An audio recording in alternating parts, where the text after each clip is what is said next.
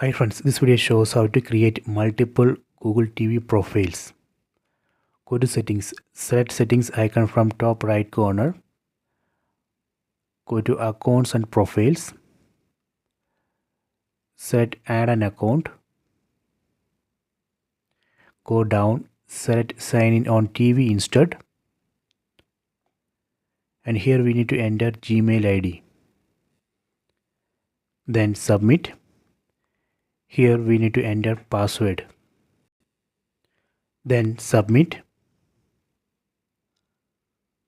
And here we need to enter 6-digit verification code from the phone. Then submit, select accept, select